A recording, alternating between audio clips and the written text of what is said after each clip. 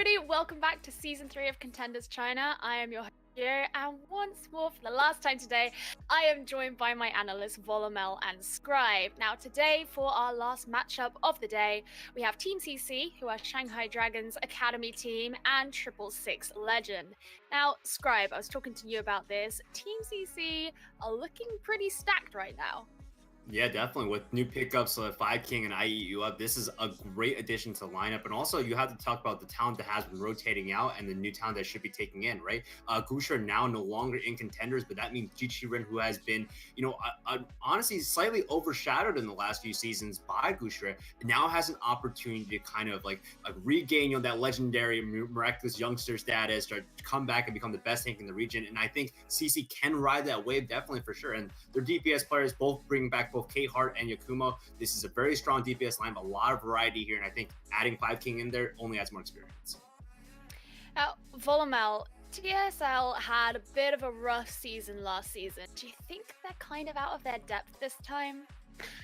So far from what we've seen from them in some of these third-party Chinese tournaments, they have actually looked to kind of turn them around. If you swap the names out and rebrand this team as, Magical Team B, I would have never guessed that this was 666 Legend from last year. A team that was plagued by, massive inconsistency, some pretty strong DPS talent, but just, this air of, kind of stumbling about in Overwatch, whether it's the ultimates, whether it's kind of the strange positioning, going for hero plays. 666 Legend last year really was a team I was counting out this season. But seeing the addition of DPS, their South Korean main tank coming in, really has kind of brought this team together in a very one-dimensional but very interesting way. They go forward, and they go forward very well. And if you can't stop them, well, they're going to keep snowballing. So they play around that pretty interestingly with their positioning of their DPS. But it's all steam ahead for 666 Legends, oddly enough. Well, this is the first matchup of the season, in fact, where both the teams are teams that have existed previously. We've had two new teams in our previous two games. And what we do know about them is that both of them kind of look as if they could fit the meta pretty well right now. But who do you guys think maybe has the edge? I definitely have to go with Team CC here, but I guess I'm going with Team CC just because of previous season bias. So right now it's more like I'm looking at the talent that they have acquired moving forward, and I think they're just definitely stacked at a lot more positions than 666 Legend. We have heard, however, from Alan, one of the casters for the Chinese side, that DPS has been almost hard carrying TSL in scrim. So hopefully that reflects properly in the regular season games. But I mean, this is an important match for both teams. This could basically decide if 666 Legends able to clinch out maybe a second spot in the group, even leaving here, and that would help them dodge a lot of tough matchups with Group B.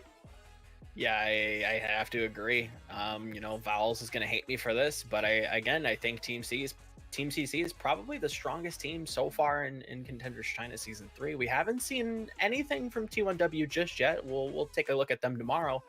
But Team CC so far, they play into this meta really well. Jiqiren, again, a very aggressive tank player. We saw that last season. We saw him and Late Young kind of not have the follow-up they needed, or they would play a little bit too far forward. There was this dichotomy on the team that just was kind of clunky in a sense, where, again, the tanks were playing a little bit too far forward.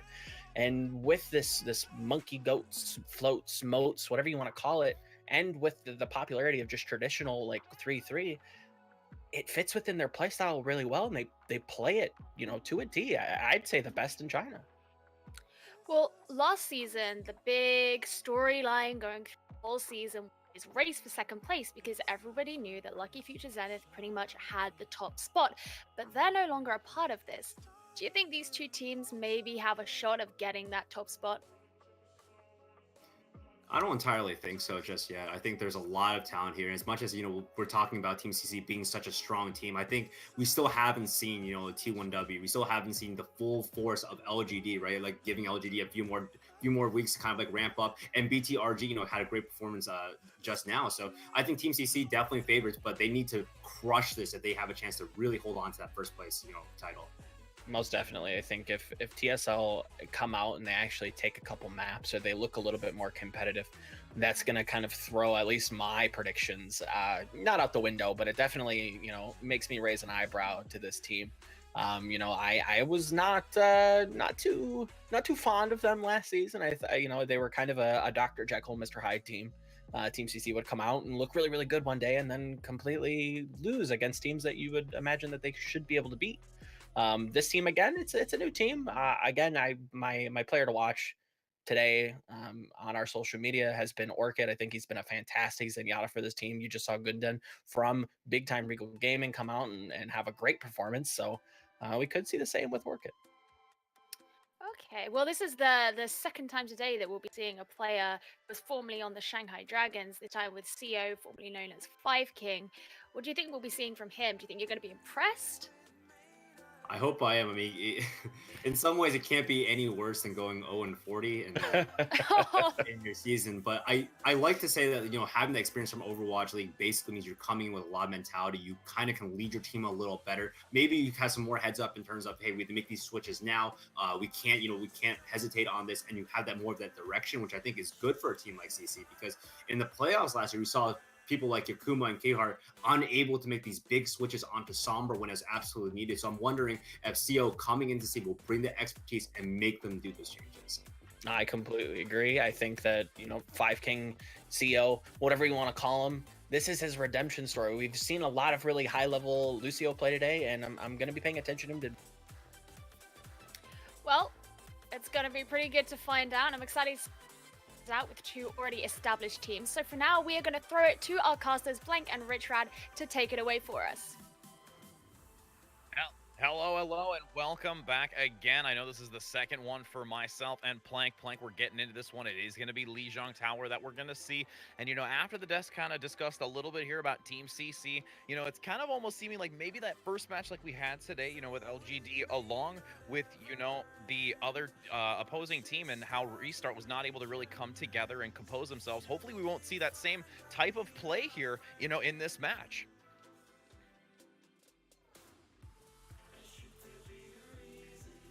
Oh, I think there's a little bit of a pressure here, getting some mute action, unfortunately, here. That little bit of a mute bug there by Plank. As we do get this a little bit underway here, it is going to be Boost on that line with that Zarya continuing to contest right now as we look to have a lot of pressure coming in here by Team CC, starting to force them back. It will be TSL in a difficult position, already going to lose DPS here on the Winston, so they now have the numbers advantage. 6v5, still contesting against it, and they do claim it with Team CC here, Blank. Team CC coming back to this really, really strong, taking space on the point.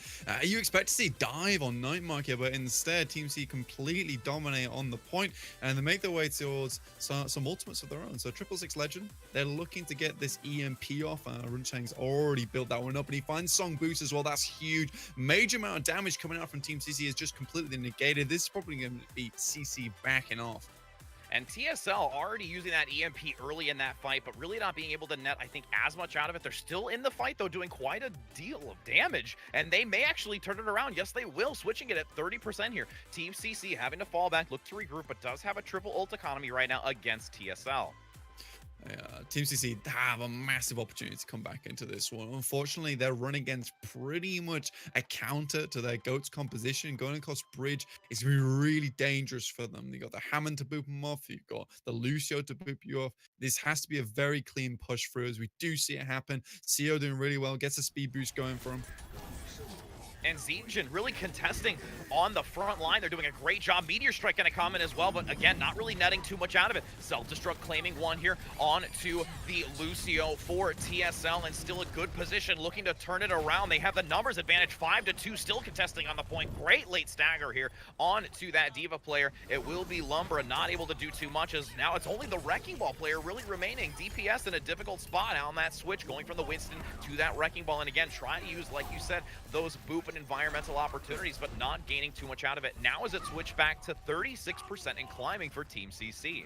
Yeah, DPS is going to have a bit more of a harder time getting back to the point. I've been pretty impressed with Yakumo so far. He has been that intermediary between the DPS and the tank line, playing extremely well. DPS is just going to sit on the point, hold down out for a little bit longer, but the Earthshatter is the big thing to watch out here, unless he gets cancelled out by the EMP, but he goes down early.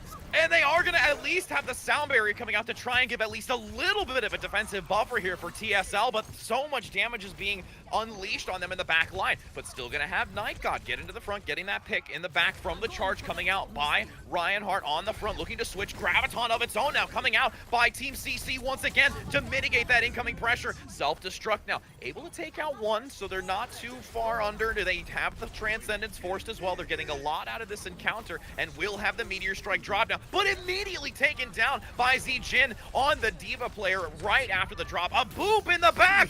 Oh, great placement here to get that early kill. 87% and climbing, and they're still wanting to try and turn this around, having the number advantage now favor of TSL. The respawns hopefully starting to come in for Team CC, getting a lot of pressure now onto that D.Va, getting the pick as well by the Umbra player of D.Va. Another knockback as well. Night God doing still a decent amount of work here, getting the D-Mech as well. Minefield now coming out. A lot of pressure there for zonage to prevent it. 99%, and this is the last chance for TSL to really look to turn it around. Seeing if they can maintain this pressure, having to be very careful as it will be CC wanting to just pivot on and off of this point to keep it going. Now gonna have the EMP, but having to translocate, gonna go down, so they're losing another member. Not gonna have it for this, as it's now gonna be Umbra, the only one really trying to keep it with the rest of the team, as it's gonna be DPS looking for the assist. Self-destruct now to try and zone them away, giving them an opportunity to turn it back, but not managing to do so. 99-48, looking to turn it back, and finally does after an extensive encounter here. Runchang retains the EMP as well for the next fight, so that's gonna be huge. Orchid though doing such a good job, shuts down Runchang early, translocates out, but Orchid still got his number as he takes him down within the dojo. Some really good play going on so far. Now Team CC, they will switch off Jaichiron over to the Winston. He's got the Primal Rage now, so they won't suffer too much from these environmental hazards. Out comes the EMP in the backline. Almost immediately Orchid goes down. Runchang in a beautiful position with the Sombra and just getting that ultimate opportunity. Ooh, but that's going to be an interesting kill. Night God going to fall off the edge, losing the Meteor Strike, not gaining anything out of that, unfortunately. They will have the exchange, though, on boost with the Zarya, but still, they're in a good spot to still hold this, and CC is going to have to be very careful here in this last encounter. Yeah, Runchang does not have the EMP, so it won't count out either the sound barrier or this Transcendence where it comes out. It's gonna be. Oh no, Yakumo! That's huge. 5v6 boost goes down as well as a huge uppercut.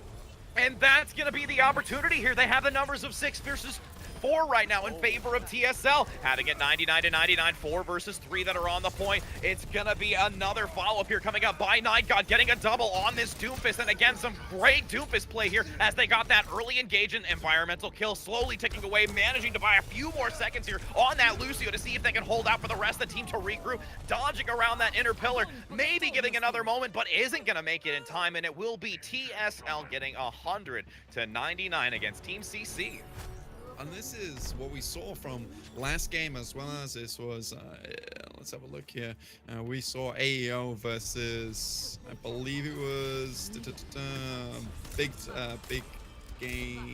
Regal Gaming, I believe. And these guys, they played versus AEO and they just didn't pull out the Brig McCree versus the Doomfist Sombra. I think Team CC could have pulled that out so much earlier, but instead they continue to play into their counters. They're trying to work around it. Obviously they fall down to the environmental kills.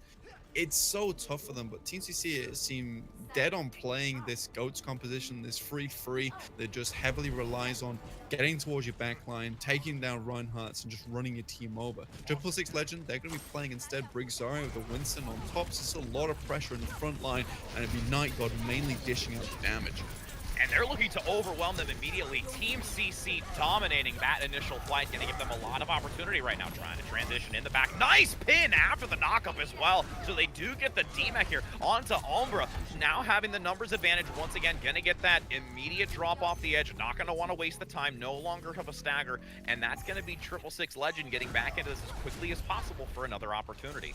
I think Team CC made some questionable mistakes last round. The switches weren't quite there. The positioning wasn't quite there either. There was some really big bright spots and their economy was decent in the first point. But again, DPS makes a switch over to the Hammond, but this time TCC ends it early, shuts it down. And they kept with the stun and the CC, and that's the problem. You saw them overextend, now gonna aggress in the back. Zijin getting another pick here onto 399, the support going down. This is where they start to stagger. It's almost like an immediate opposite of what we saw prior. You saw Team CC lacking the composure. Now 666 Legend is doing the same thing here on this Night Market map. yeah, they just seem to be lacking patience. DPS moves his way onto the point, but Team CC, they're having none of it. Use that speed boost coming out from Seo to get back to it, shut him down early, and now Zygen's going to have this Graviton, which is going to completely remove any of the supportive ultimates that 666 Legend were holding on to.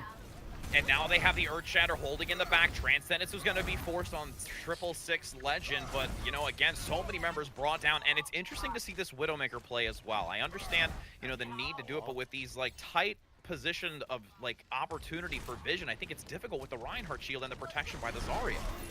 Yeah, well, Runchang, you might know him from last season, used to be known as Lee Runsit, did play on TSL. Incredible Widowmaker, can find these picks through the shield should he want to, but the Ursharan is going to be large here. With no Transcendence to block it out either, pretty much Team CC can clear her up, and 77% and climbing. This is looking tough. They might not even be after using it here as DPS goes down. And they now have 85%, 15% until they do have to be taking an even exchange for 1-to-1. Nice pick here coming out onto Night God as well. This is the last chance for 666 Legend to really get onto this point, but a late pick. Oh goodness, that's a double kill coming in here by Reinhardt on Team CC, taking out both supports. They're gonna at least be able to get that pick onto Yakumo, but I mean, it's already so much damage done. They're gonna have to scramble to get on this point. 99% to 0. Last opportunity, still continuing to tick away. Will they be able to maintain it? Another pressure in the back, and that's gonna be them looking to start getting the numbers advantage. They're wanting to turn it back. The late stagger, there's the Widow plays as you were talking, and they managed to turn it back around. Runchang finding almost the cracks in the armor there, finds a couple of good kills, takes Zygen very, very low with a lovely shot to the head, and opens it up for TSL. Unfortunately, Umbra is going to be the main one here with a Graviton in this fight. If Team CC can take him down early, it's going to spell disaster for them. They have so many things to work with. Meteor Strike going to come out early here, hopefully to take down one of these key targets.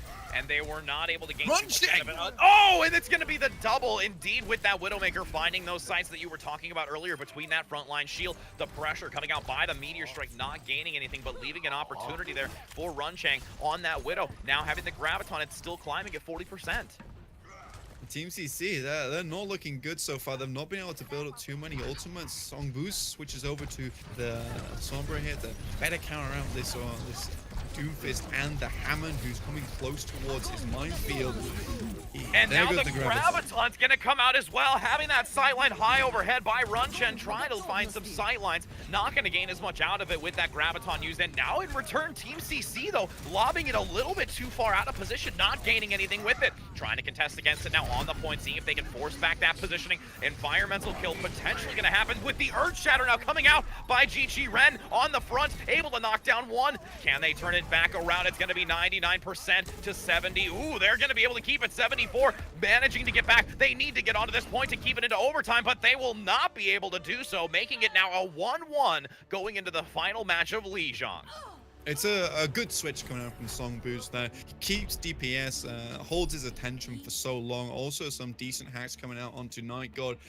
Kind of shuts down the Doomfist and the Hammond, which was the big problem for Team CC so far. They were struggling to get onto the point a lot of times, finding their way through that choke whilst the Hammond was just repeatedly baseball batting them out the way. Now Team CC, I think they might have a better grasp of what 666 Legend are playing.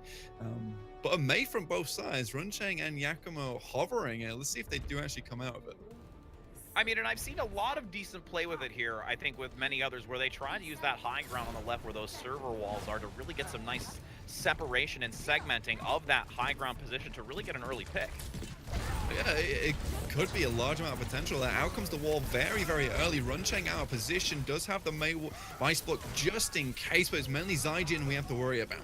Nice sleep dart coming in the back, trying to isolate that front line tank, getting an early pick now onto Night God, taking them down. DPS as well, numbers in favor of Team CC, and they're now going to be able to dominate in the back, getting that late stagger here onto Runchang, and now they have the dominance to take this point. Again, consistently, they've been able to do it, and are going to look to try and keep this pressure on the front so that they can claim victory here on Lijiang.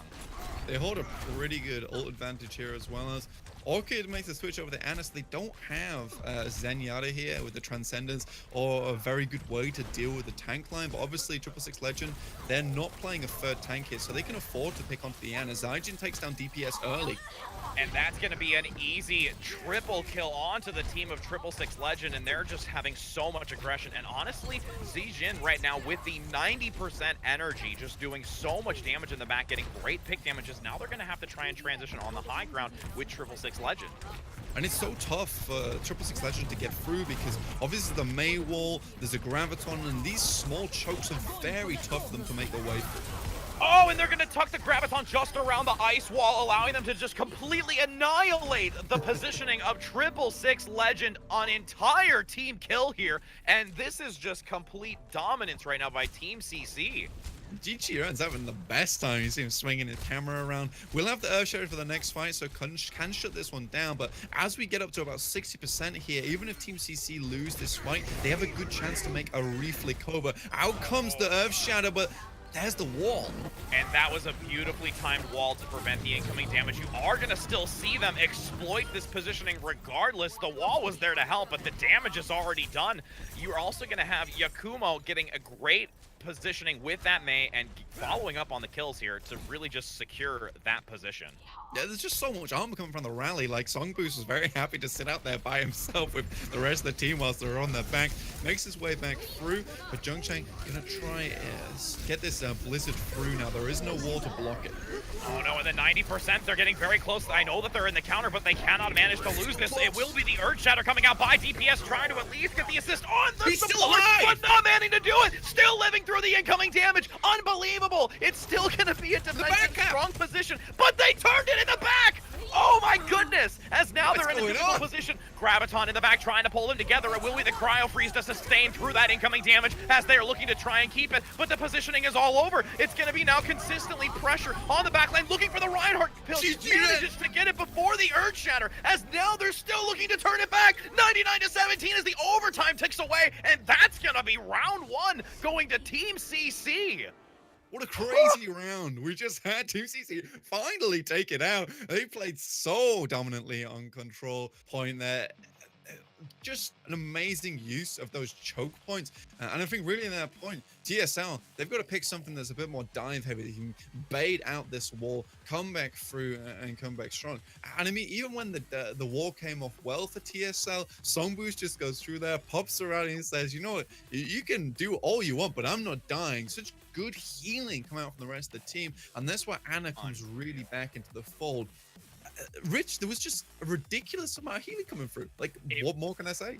It really was, and I mean, honestly, I liked how they were having such a great aggressive positioning, and I mean, the positioning by 666 Legend able to get into the back to try and force that frontline position to retreat back immediately, allowed them to have at least a little bit of wiggle room. I mean, they were able to back camp it to hopefully try and sever and separate that positioning by Team CC, but they really were unable to really capitalize on it. They had that opportunity of throwing them off in their ability to stay stabilized, but honestly, just the immediate response by Team CC completely just showed their effectiveness to respond to what 666 Legend was looking to do to them, especially in that intense moment right at the end when they had no other choice. Yeah, and I think TSL they responded quite well. They made some good counter switches, and then finally Team CC come back into their own.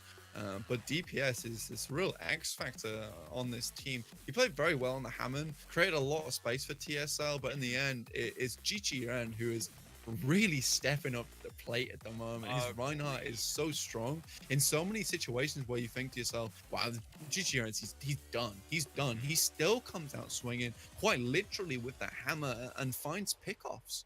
Yeah, and again, that was also the other moment that's now sinking in my brain when you were speaking about GG Ren, where it was literally like he was going to go down. Like, the Ryan was going to get taken down, but the supports were there to literally keep him on that sliver of health and stabilize him in such an intense moment, and literally hats off to the supports here that you're going to see on this team. And I'm curious to see how it's going to be going, into this next match, and how 666 Legend is really going to handle this backline dominant support assistance.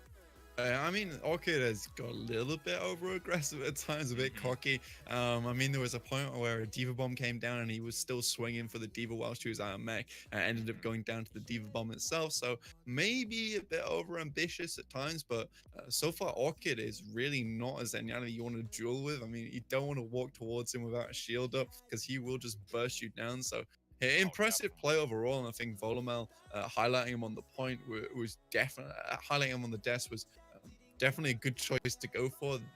He is pretty insane. And I mean, I gotta just even say, you know, I am hoping that the remaining matches that we have between these two teams are just as exciting, because that just, it really brings a whole just new level of octane to both of these teams. And it's gonna, you know, I think persevere to this next match and lead into this next match. And honestly, I cannot wait to see how it's gonna come up moving forward, and just seeing maybe the alterations that are gonna happen here by these two teams. Yeah, TSL so far, I think they've got a good grasp of what they want to do, because they as you can see through the highlights, that basically they wanted to go find the backline and take them down early. Orchid was much of the times their key player that they wanted to fight, wanted to remove from the fight early, because they knew that without a shield they can't block the Discord orb being applied, so they need to get rid of him early. But him surviving through so many fights and that Discord orb being up so constantly with that 30% extra damage, it's just insane. I mean, even further, you know, I mean, we can go back and forth about it, but let's go ahead and just take that brief moment here just to take a break before we do get into this next match, and we can see if we are just going to have an exciting moment as we did in the last match with the next one to come between Team CC and TSL.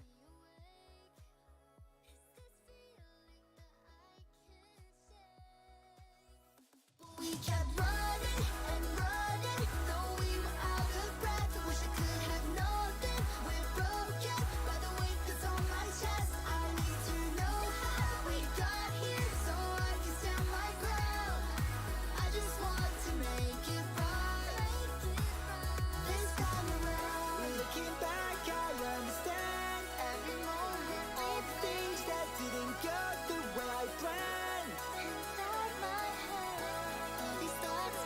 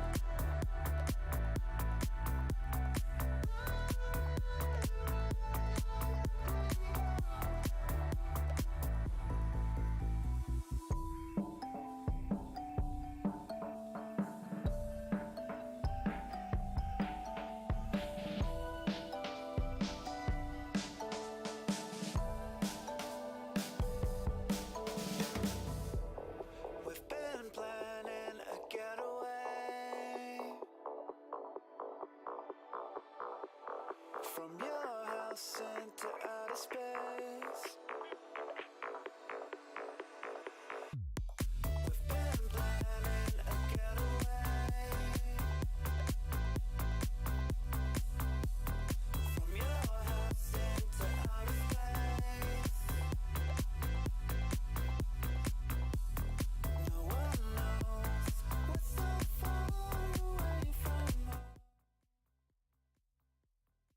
Hello and welcome back as we are now going to get into our second match, which is going to be a hybrid map. And I know with just before that break, we were talking a little bit about how, the intensity of both teams coming into this map of Lijiang Tower, and also just really utilizing their positioning, especially with that main composition from both sides. So, Blank, going into this hybrid map, what do you think you're going to see 666 Legend do or adjust in their composition to really allow them to have a better opportunity to contest against Team CC as they were starting to grasp how their play was in that first map? I think when they followed up with DPS, a lot of times they had a lot of success there. But as DPS started to play more and more away from his team and trying to just force them to come with him, basically dragging them along by a leash, they seem to struggle there. So maybe take things a little bit slower, because so far it's just a lot of times Team CC are just out tempoing them. They're making these plays. They have it down. Their ult economy is pretty solid. But I think there's just a moment that they need to just calm it down a little bit on TSL. Play a little bit slower, play a bit more smart, and they should find this, because the moment they're throwing in ultimates where maybe they're not needed or they can wait. I mean, most analysts will tell you to just press W, right? But I think these guys just press S a little bit more. I mean, and also, too, it's going to be interesting. We were just notified, too, as well, that it is going to be IEU coming in and substituting in for Songboo's as well. So that alteration here is, I think, going to, give maybe a little bit of an alteration in their composition and put 666 Legend a little bit on their toes again, because now they're going to have that adjustment in their composition of play style and, how they're going to communicate as a team here moving on to this next one. Yeah, and IEU is basically, he kind of indicates the hit scan, that they kind of want to play something a little bit more different from a free composition with all those tanks involved, which they can definitely do with this substitution.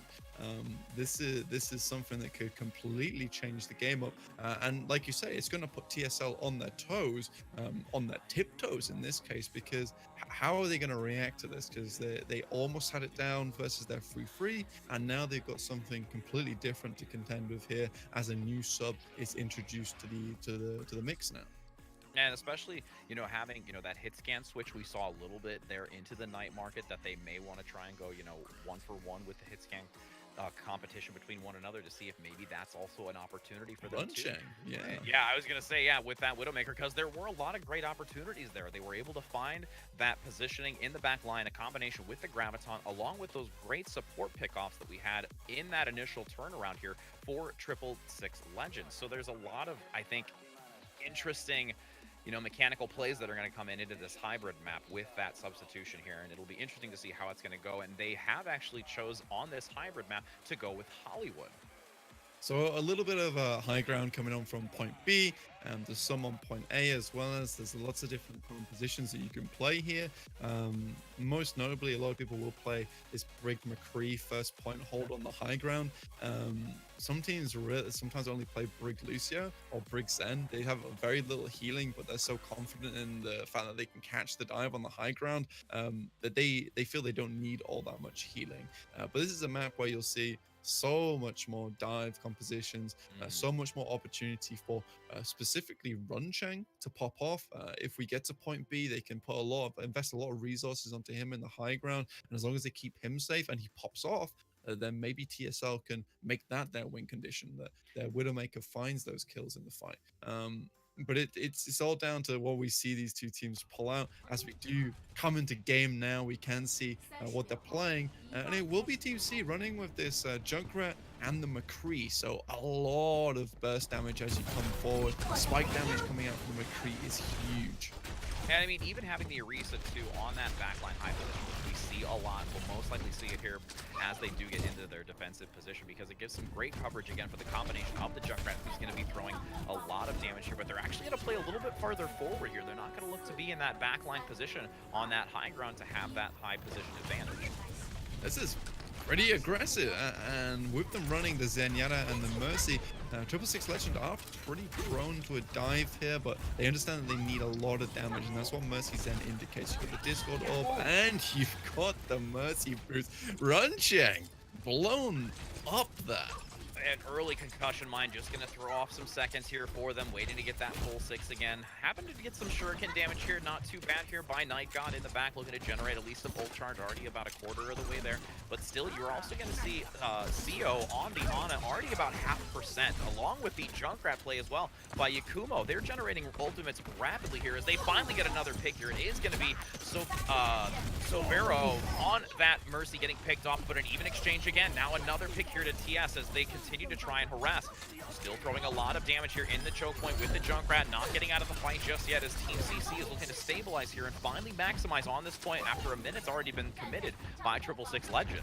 There's some really disgusting play coming from Yakumo there. Drops down. He can't even see the targets that he's hitting, but he's knocking them off the walls. Pretty much simple geometry for this man. They will be coming to the next fight with a nano boost. That's going to be pretty important, especially if this frontline is alive. It's more of a tool. I say that, but you just decided. I mean, Jaichiran just absolutely pop off as the Orisa with a machine gun, and now acting actually as a machine gun in this case. And I mean, honestly, again, with that alteration, with the reduction in spray, makes that extremely more difficult for individuals to really get away from that close range shot by that Gatling gun. And now they're going to be at a 5 ultimate advantage here on Team CC for the defensive side, while it's really only a triple ultimate economy here for 666 Legend. Team CC absolutely have to hit this EMP correctly. It has to hit the Zen so the Transcendence can't come out. So afterwards, then you can get this big play.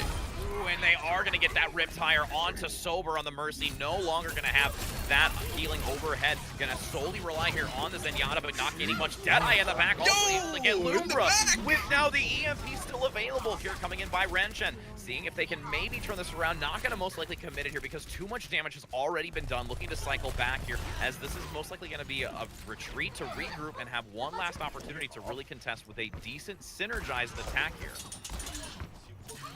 The win condition is still online for TSL. They have the hack EMP. Now they're going to have the Valkyrie as well, so they're going to be very happy just to follow Night God around at relative safety. Being able to also damage boost him as well is just pretty important here. So Runcheng will be looking for this hack onto the Zenyatta. Orchid is just desperately trying to spot him out, and he's forced to use the EMP early. Night God now going to come into the back, getting not only a Dragon Blade kill, but a dash reset with a second, so it's a triple kill with that Dragon Blade, but goes down by the self-destruct to completely prevent them from maintaining it. Still trying to apply pressure here on the front for that Jichin Ren. It's going to be DPS getting a double with the D-Mech. Nice job at turning it around. They're going to have to try and buy some time here with that last-minute play, but they're already starting to turn it back. Hopefully the respawns will start turning into their favor, getting one tick. It'll be debatable if Team CC is going to look to try and outright contest this. They'll most likely fall back and just try and wait through this doorway as it's now going to transition into the payload phase.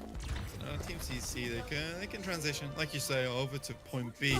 They make the switch over from Brigida, and now they're going to have this Monkey, Zarya, and the Diva combo. So they're going to apply a lot of pressure to many different angles. I love that we get a replay on that. Yeah, right? Let's watch him die again. Night God's just like, I'm safe right behind the pillar. No, I'm fine. I'm fine, guys. Don't worry about me. I'll be good. I'll be good. Umbra's going to come in with a Diva Bomb, which might be able to create a little bit of space for the moment. 666 Legend, that passive play is going to be pretty slow. Obviously, Sombra doesn't do too much here without the EMP, and neither does Night God without this.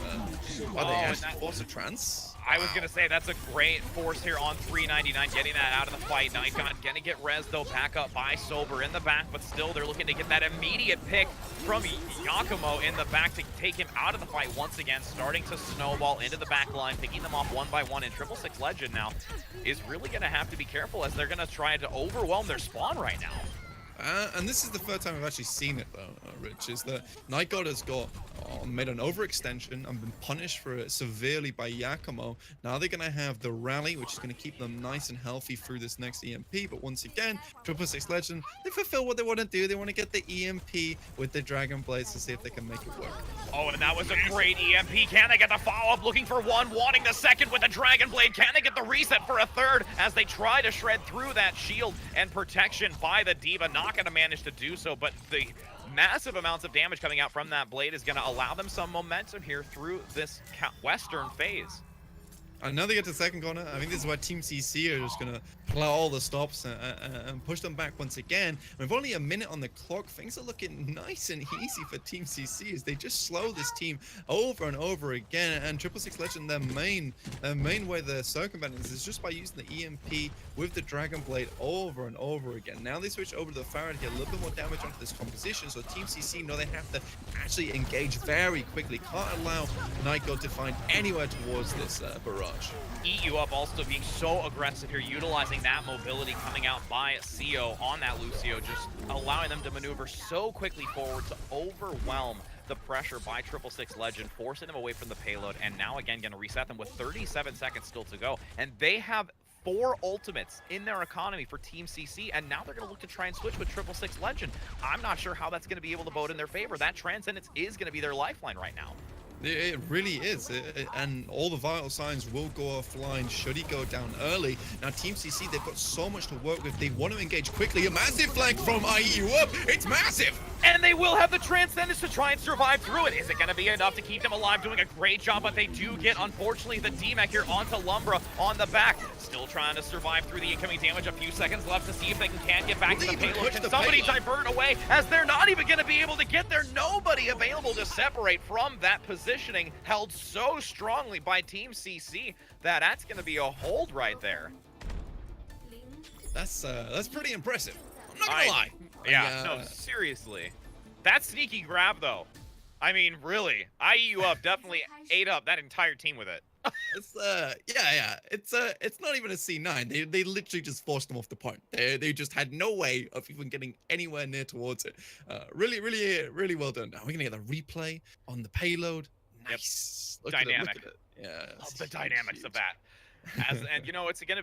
I'm always love seeing that nice little bit of the Torbjorn play as well, just to throw those viewers that excitement to potentially see it. But again, with this positioning here on the defensive side, you're gonna see that Orisa play coming out by DPS again. They're most likely gonna do it. I'm interested to see though if they're gonna use that aggressive positioning that we saw coming out by Team CC at the start, or look to play a little bit more reserve on that high ground to try and give the coverage here for the McCree.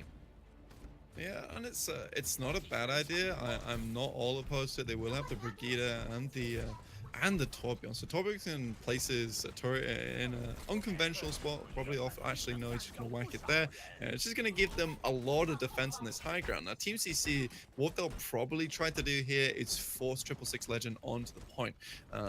By getting real close and playing underneath. Obviously, there's no Sombra on TSL either, so they can't hack Mini and Cafe and use that to their advantage. So they are relying all on Brigida and Ana heals. Now, if Ana gets zoned out, then obviously you only have an armor pack and Inspire. So I think Team C a very good chance of taking this point pretty quickly. Yeah, and as they're gonna move swiftly here, using that Lucio movement speed by CO to try and get onto this point, since they do notice the composition, early protection coming out on the low ground. But oh wow, it's gonna be almost taken down. Jichin Rin needing to be very careful as he is on the low ground, very low with CO as well. So much damage coming out from that high ground position. They're trying to force them down, but they're really not managing to get too much out here, losing 2, and now gonna almost lose a 3rd here with the D-Mech, but still trying to maintain it, dropping down, maintaining that high ground position by the McCree, wanting to keep that damage output. And they did a really great job holding against us right now and still continuing to pressure them back and not receiving that tick on the point. Yeah, and Team CC hardly got any value out of that at all. You see, most of the ult coming is pretty poor, except from Yakumo, who was swinging the mace during that entire thing. But now Night God, he's going to have the Molten Core, which will potentially be eaten up by Zaijin, but he's going to play it perfectly. There's also a Nano Boost as well, so 666 Legend looking very healthy to thwart this next push. Oh, and they are pushing so aggressively on that backline. They're getting a beautiful engage onto Night God, taking them out before the ultimate was unleashed. Now having the Deadeye in the back, gonna use it after the D-Mech, guaranteeing kill right now, turning that immediately around with an entire team kill in favor of TSL, and they are now looking very good right now as they're gonna be able to still maintain that ultimate economy here on the defensive side. This is a very much anti-dive composition that TSL are playing. I think Team CC probably want to play something that's a bit more aggressive, has a bit more damage to immediately take down targets. This time Yakumo will be coming straight on, and the Molten Core's dropped down, and Jaichi already he's just caught in it. And it's forcing that dive to now immediately evacuate from that high ground position as they will exploit them after the ticking damage from the Molten Core overwhelms them on that aggressive push. Halt to secure that D.Va close to the payload so they can finalize that pick again here. And once again, they're not going to even gain a tick out of that encounter. It's actually a pretty nice halt as well. Should there have been more members from Team CC, really what Zaijin wanted to go there for was to put the mech on top of the payload, so when the D.Va bomb went off, it might have zoned a lot more players off the point. Unfortunately, there, even if there was the Orisa halt to take him down, there wasn't enough players still on the point from Team CC to take this one. Now TSL looking a little bit shocked when it comes to their ult economy. This is the best opportunity that Team CC are going to have to hold this one. And they're going to tuck that self-destruct in the back line, able to at least get the turret, but quickly going to be repositioned. Self-destruct of their own at the front, able to see if they can try and pressure them off. Re-meching immediately, but taken down just as fast. And now with the Reinhardt switch, with the synergy that they have with the movement of Lucio starting that fight, that's going to be an entire team kill now in favor of Team CC. That swap was unbelievable. It was very good. It gave them the time they needed to get towards the point. Playing the monkey there, TSL just had this poke composition with no shield. It's very difficult for Team CC to push in without feeding a lot over to TSL. Unfortunately, TSL have to make the switches off now. Team CC, although butchering their own ult economy there, they still are looking in better stead than TSL now. Obviously, they're going to have the nano boost, but really something drastic is going to happen from TSL to make this work. Big plays need to be made. And now they're looking to get some flanking position here on the high ground. TSL using both the D.Va and Winston to flank at the back line, getting now Team CC a little bit all over the place, but they're still managing to deal the damage. They're staying together and clustering to focus their targets down independently to make sure that they do have the numbers advantage here. Still applying pressure onto the payload, maneuvering forward, once again going to force TSL back. And they're going to reach this next. There we go. That's it. Totally done. Team CC finished. That's what you get. I mean, these guys, the Team CC, they play very well. Unfortunately, what I will say is TSL, they came out with a pretty nice comp that I like the Torbjorn. I think that the turret placements was a little bit weird considering it was so close on the high ground. It was very easy for Team CC to just basically laser on down and get rid of the Torb turret every single time. And then that fight, they understood what they needed to do. They needed a shield composition. They needed to get that poke out of the way so that he gets to the point pretty safely. So I like the swaps. Agreed. And I mean, even further, you know, like you were saying about the Torbjorn, it was interesting to see the mind game they kind of played. They knew that they had the dive comp. Yeah. They were going to have to initiate on the high ground, but holding that Molten Core, making them be like, oh, we instantly regret this dive composition, and now we're in a really difficult spot moving forward. And I'm curious to see what the desk is going to say, seeing this Torbjorn play coming out on Hollywood.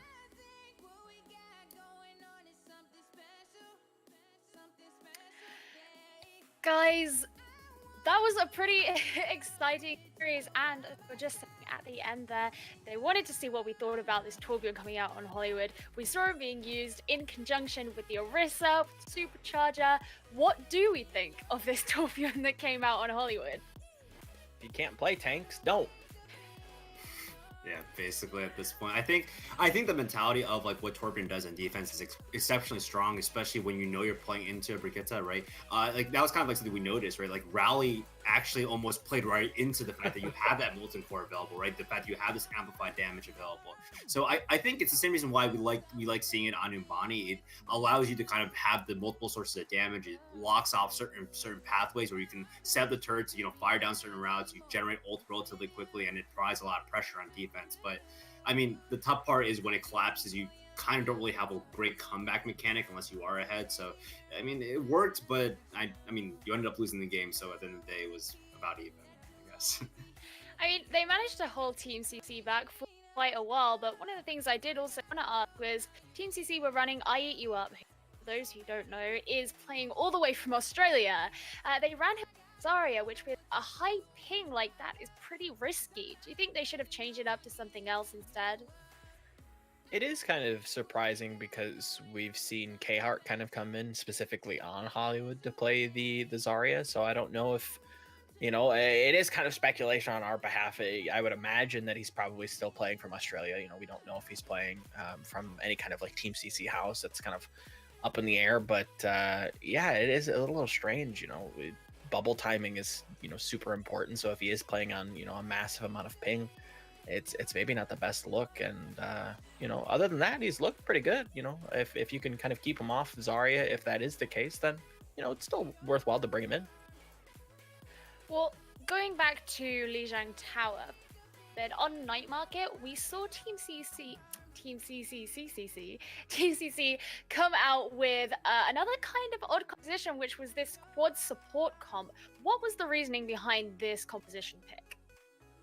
I think it allows more tank strikes. I think that when you leave out certain supports, I think you lack certain abilities. So let's say, example, if you leave out Zen, you all of a sudden don't have the ability to shred tanks as much. So quad support allows you to run that Zenyatta more as a combo damage dealer, as well as having the ability to transcend fights. Right. In fact, you can stack double support, defensive support, ultimate on top of each other. It means that you're essentially guaranteed, if you have both of those up, to make the fight even stronger. If you get caught in a grab, you're absolutely fine. You're not even worried coming out of the grab. You have the resources, to counter damage from there. So I like the quad support. Obviously, you're missing some very important components, right? Maybe you're missing a little bit more of the tankiness, the ability to brawl, the brawl on point. You're missing a lot of other, engagement tools, right? How do we break into this with a quad support composition? Like, if we're just gonna get melted. So I like the idea, and I'm glad they're trying something new, because I think the big deal here is like, how do we beat this Winston composition, this Winston triple tanks, triple support composition? How do we do that?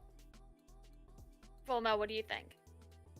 I thought it was pretty interesting. I thought that, more looking at how TSL or 666 Legend kind of adapted against this, they knew that the Team CC quad support composition didn't have much in the way to deal with a Widowmaker, so they swap to the Widow. They take these really odd flanks. They take these really long kind of journeyed flanks, and it ended up working out for quite a bit. But again, Team CC, best tanks in China right now. Well, one of the big things that we discussed right at the beginning of this match was this is 666 Legends' chance to show themselves up, to prove that they are worth it after a kind of rough season 2. They didn't win the series, but do you think they're on their way of doing that? They definitely look a lot better, but this is kind of like the part I do like, right? We talked about the DPS talent from last season, bringing that in, right? Night God and Runcheng look great on DPS, and I think that's something you really want to take forward. DPS looked very strong on Hammond. I think he's adding that little bit of flair, diversity that we do like seeing, and I think TSL was able to get a very good showing on Hollywood, and I think they have the ability to definitely perform a lot better. But at the same time, CC was definitely giving them a lot of room to get back into the fight. I think that's the part we had to take away from it. Was I don't think CC was playing as optimally either. Oh yeah, with all the knockups, and again on Lijiang, I think it was Gardens in particular. Yeah, you kind of accurately pointed out that Sung Boost was kind of getting juggled there for a little bit. His positioning was a little bit suspect, getting bopped all over the place and getting absolutely thrown off the map quite a few times. Again, it is going to be this strange dichotomy in Contender Season 3. If you can't play tanks, there are some theoretical styles that you can use to beat it. And, Team CC played a little bit too aggressively, kind of pushing out in the courtyard, and kind of got punished for it. But for the most part, it's been interesting so far. Well, I think this has been a fantastic first day of Season 3 of Contenders China. But for now, I'm going to have to say thank you from us here at the desk, Volumel, Scribe, and myself, Geo, as well as our casters, Richrad, Blank, Labosco, and Panda. And we will see you again tomorrow, same time, for Day 2 of Season 3 of Contenders China. Thanks very much.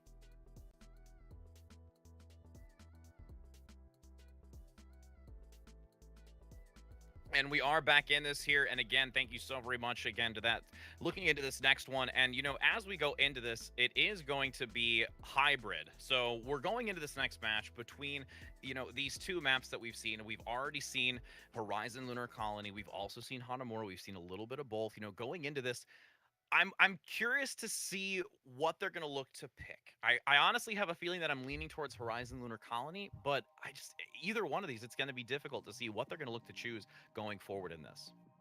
Now, you'd assume that they'd pick Horizon Lunar Colony. I think that Because that's what I was TSL, thinking.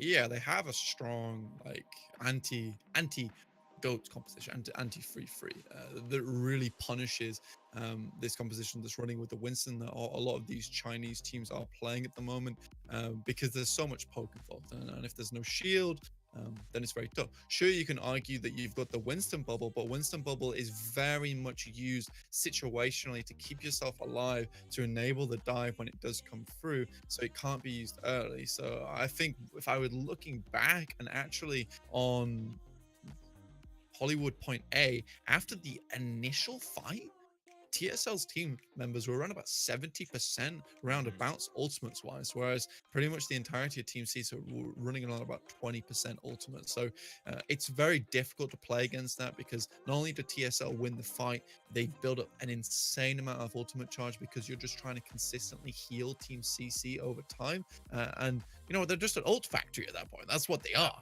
Yeah, and honestly, again, you know, if they were to select Horizon Lunar Colony, which again, like we were just discussing, and you were kind of elaborating a little further, that it would be something that they would look to choose because of the composition. You know, they have the Orisa play. They may opt to, you know, potentially use that hit scan character on that first point. But if they do become overwhelmed, I feel like they'll lose structure after that point, and they won't be able to have a strong enough defensive position moving into the second point, and you're really just going to see Team CC overwhelm them once again, and that's really something that I think is not really in 666 Legends' favor right now. Yeah, I think that TSL, they might have a better chance than we're making them out to be, because I mean, with Hollywood, of course, it's a hybrid. So afterwards, then I think Team CC do what they've shown that they do best, which is take space and use it effectively. They split up the entirety of TSL come point B, and they just push straight past the payload. You get the nano boost onto the Brigida early, which could be seen as a mistake. It didn't really save anyone. I'm not sure if it was meant to go onto the Winston instead there. After that, they just push around the left side, and it's so very easy for them after that. Completely ignore the Brigida. She's used all of the movement abilities anyway. But now we go over to Horizon Lunar Colony, Rich, where it's two stationary points. This is somewhere where TSL can set up 2 times instead of just the once. True, and that may give them a lot more opportunity to see if they do choose that versus, you know, the alternative going into Hanamura. And, you know, as we also saw too in the match just prior to this, that was casted by Panda, and it was just one of those things where you saw so much struggle for them to get through it. There was a lot of, you know, back and forth. There wasn't real a dominating factor on one side or the other. They ran the clock, and, you know, with that already said, I mean, Hanamura, they are going to choose for this assault map, so I'm curious to see how they're going to look to really utilize that map in and of itself. Yeah, so now we're going over to Hanamura. We saw Maze come out last time from both sides of the teams, which basically blocked everyone off, and we had a Sombra as well. As I think what we were seeing last game, what we were discussing as well, Rich, was that probably you should go for something like a Brig McCree there, which basically shuts down the Sombra and shuts down this May composition, because you just can't get near it. It's a very prickly composition, like a cactus. But now we're going over to Hanamura. There's a lot they can do here, and I think a high pressure composition like the Winston Zarya Diva comp, especially on point A, it's very hard to counter. There's not much you can do against it because the poke is so difficult to get against, to go against, right? And when the dive does come through, like I said earlier, Team CC are very good at splitting up the team. It will be TSL on the attack this time, though. However, we'll see what they pull out. And we're going to have IE Chew Up coming out on the Widowmaker. So again, as we saw, you know, that discussion about the hit scan, switching that composition in. I'm really interested to see how that's going to happen, because you're going to have the Doomfist and the Genji being extremely dive, having now, it looks like the switch onto the Winston, even with the D.Va, so there's a lot that I think could handle it if they can just penetrate through that entranceway and find some opportunity to really just reduce the opportunity that IEU Up is going to have. There's really not anything to score the Dragon Blade, and I was literally just, I guess he was going out to scout that one before he comes back to switch over to the Zarya. So again, this is the Winston Zarya competition I'm talking about. It just gets on the point. It's very hard for Team CC to counter it, so up to, yeah, it's like I said, it's up to IEU Up to find these picks early. This is basically their win condition, is either they stop this push. Oh my god, damn. And that's just Sober getting picked off immediately on that high ground and doing a very good job of it. If they can continue to find successful sight lines like that, that's really going to cause a lot of problems here for 666. Yeah, and it's tough for them. And I like what Team CC are doing, incorporating Yakumo back on the Brigida as well, because it makes it very tough to push through this choke. And what it mainly does is gives more time for IEU Up to find these picks like that. Wow! Woohoo! Back Wow. triple Oh my, kill! back to back. Wow! Talk about the shutdown right now. That was unbelievable. Infrasight available, and they're just gonna have so much intel. The wave for just oh goodness me. He says bye-bye, and sure they do go back to spawn. And like I said, TCC, they're just providing so much space for IEU to perform. And that's exactly what they need here. The dive is not being consistent from the team of TSL. They do make the switch over to the Reinhardt now. They need that shield. They know they need it. Otherwise, IEU's just going to do this every time. And they're going to try and again aggress quickly here onto this point, but still having nobody truly to contest IE2 up on the high ground. Even exchange 1-for-1, both Rhines going down here for the team, but still in favor of Team CC. They've started to make some penetration here for 666 Legend onto the point, maybe reducing a slight bit of the sidelines here. But again, IE2 up is just going to look to reposition here, trying to get some extra damage. Now getting actually Orchid with a double kill. So that's just going to be complete cleanup once again here. And if you actually saw from Orchid's POV, he did an incredible job of basically zoning anyone out from triple TSL there. Pops down the Discord up, and he just holds down these corridors with the right click. Like, how do you get past that? This composition is just all about investing so many resources into keeping IEU Up in a position where he can perform. TSL have to make a very quick push if they want to make it in. Down goes UFJ, massive! And it gets just between the shield, dropped at the perfect time, outplayed to its best, with an entire team knocked down in that corridor. Now going to have 1 minute and 25 seconds left, and you're going to see a handful of ultimates coming in by 666, but that's going to be really their last opportunity, generating these last few to try and penetrate through this front line. Now, Team CC getting very aggressive positions here. You do see Jaichiren holding on the back line now, and this is what we actually saw on Lijiang, as they got very aggressive and they were suffered for it. But in this situation, it works out to their favor. Oh, and the pin's not going to land. They do get the follow-up by Orchid onto DPS. The Ryan does go down, now having it in return, though. Still having 666 Legend. Graviton going to come out by Team CC. Do they have the damage to follow up, as it's 100 energy here by the Zarya player on Team CC, just melting with I Eat You Up, just getting some great assistive damage. But, oh, going to be overwhelmed on the side, out of position, getting the Reinhardt hammer to the face, as that is not going to be enough. Does go down by the self-destruct, but Transcendence manages to buy some time, and they capture it, now transitioning to point B. I think the main problem you saw there was Orchid got greedy with his Transcendence, didn't think that Jaichiren needed it, and opted to hold it in the pocket for the Graviton that was undoubtedly going to come out from Night God at that point. But you can't hold on to those that often, and it's something we do see in this mid-level play, is that a lot of supports will want to hang on to their Transcendence a lot, but TSL just got crushed, and I really think Team CC had a chance there. Now starting to try and maneuver forward, looking for that opportunity for the Earthshatter. Another one with 4 members going to be knocked down in the Graviton combination. Looking to completely eliminate this team. Getting the Sleep Dart in the back, though, trying to mitigate some incoming damage, though, by Yambra on the back. Now still continuing to cause pressure. Umbra, just, even though they were out of the fight, they still had the damage. Nobody going to be able to get to that point in time, and that is going to be a swift completion by... It's just TSL made a very good snowball onto point B, and it's kind of flipped really, Rich. Like, so most of the times you think that point A is the hardest to hold, and then point B is a lot easier because it's much easier to hold down. The spawn advantage is there for you. In this situation, TSL, they kind of flipped the script on that one. I think that Jai Chiran, though, sometimes been a bit lackluster on this Reinhardt when it comes to blocking shatters. He's a little bit inconsistent there. He had the Earth Shatter in pocket, definitely could have made a massive change there to the dynamic of that fight coming through. Zaijin also had the grab coming online. There was a lot available to Team CC, and I think they just dropped the ball there on point A.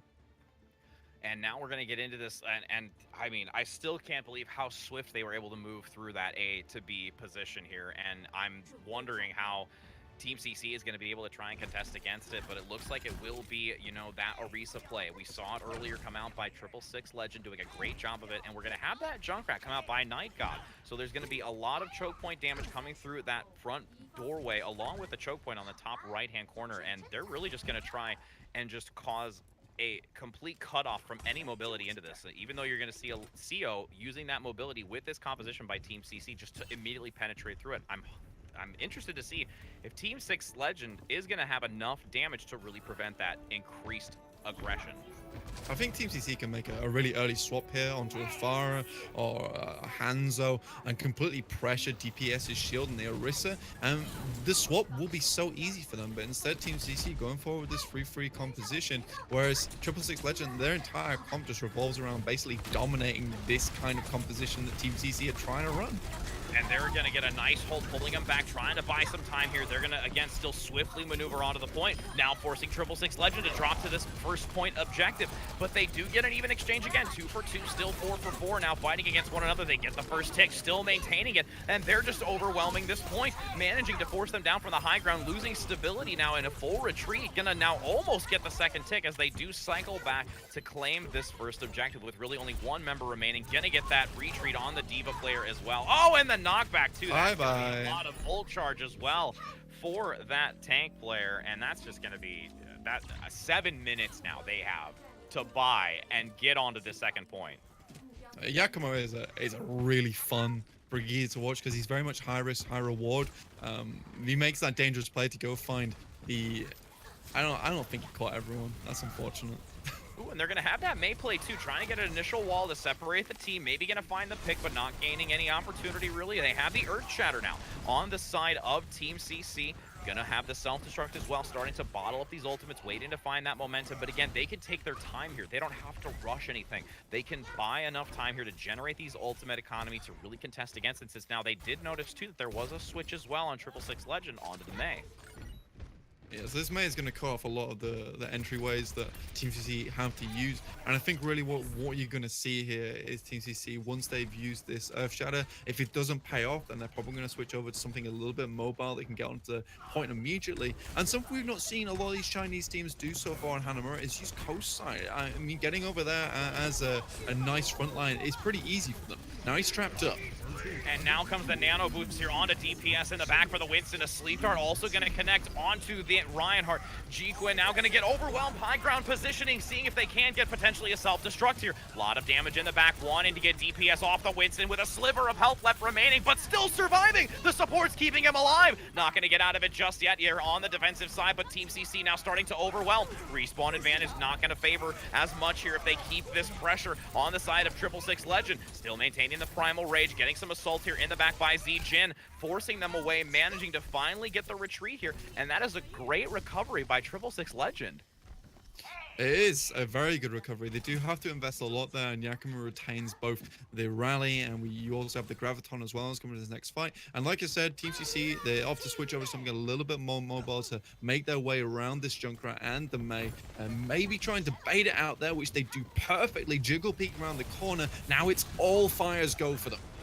And seeing if they can find the opportunity to grab, trying to pull him in, but isn't gonna get it. The Winston just jumping out of the way. That is gonna be DPS surviving as Primal Rage is unleashed. Trying to knock them away from this point. Again, buying some time for the respawn advantage in favor of 666 Legend, having now the Nano Boost available. Also gonna switch onto the Bastion, but immediately picked off by the Micro Rockets by Zijin. On the point, forcing the Transcendence by both sides as well. Trying to use these support ultimates to maintain the fight. 4.5 minutes still to go. They have a lot of time, but they're gonna look to stick into this fight. They want to try and take advantage of it since they're looking to hopefully get these numbers in their favor. Zijin now getting the Micro Rocket kill as well, overwhelming them on the point, trying to get the pick. Orchid doing a great job again with that Discord Orb and supporting his team as they get the first tick, and they're going to look to try and get it here just before they get out. The mech block by they don't make it. TCC. Oh, He's so fat. boy. He's so fat, dude. Get around that mech body. That's not going to happen. Oh my god. Oh, that's unfortunate. That's real unfortunate. They do make it with time to spare as well. 4 minutes 15. So we are going to be going for a bit more 2CP low, right? I think that TSL played that pretty well on point A. They played it semi well on point B as well. But Team CC this time they've got the picks. They've got the counter picks onto them. It's pretty decent coming out. And I think Orchid's just popping off. Like, you have a Zenyatta like that who is a frag yarder. You put a rally on top of him. He's 300 HP. He's absolutely terrifying. What do you do against that? I mean, you just try and fend yourself off as best as you can, just because it's just so much damage when you have that type of a health pool from the assistance by the Brigitte.